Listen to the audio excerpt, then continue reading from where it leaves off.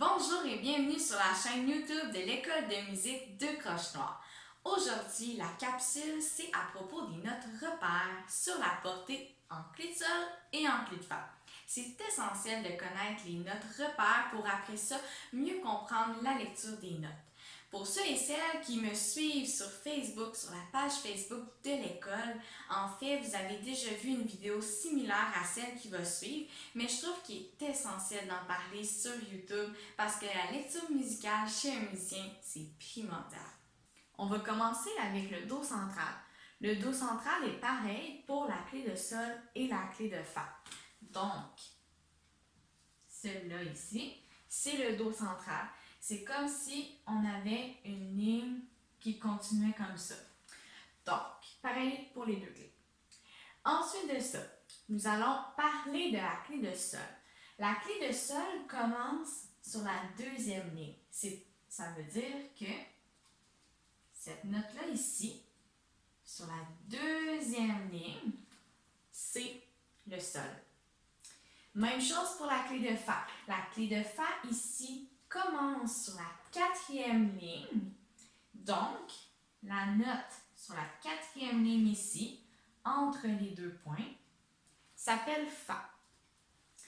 Par la suite, on va avoir une note ici qui va être en haut de la portée. Comment qu'on va l'appeler? On va l'appeler sol parce qu'elle est en haut de la portée de la clé de sol. Même chose ici pour la clé de fa. La note en bas de la portée s'appelle fa. C'est la portée de la clé de fa. Et pour terminer, les notes repères, il nous en reste deux. C'est les do. Nous avons deux autres do à placer, excepté lui. Donc, le deuxième espace à partir du haut, ici, c'est le do. Et le deuxième espace à partir du bas, ici, c'est le do. Si on vire le tableau de côté comme ça, on voit que ce do-là et ce do-là, c'est la même espace qu'on a. Et ce do-là et ce do-là, c'est la même espace. Ils sont symétriques.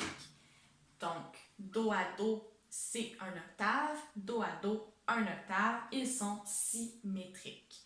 Donc, avant de commencer, peu importe quelle lecture musicale, je vous conseille d'apprendre les notes repères pour commencer, puis ensuite de ça, tout va bien aller. Donc, j'espère que j'ai pu vous aider avec les notes repères et la lecture des notes concernant la portée en clé de sol et en clé de fa. Si vous avez des questions, n'hésitez surtout pas à m'écrire et on se voit dans une prochaine vidéo.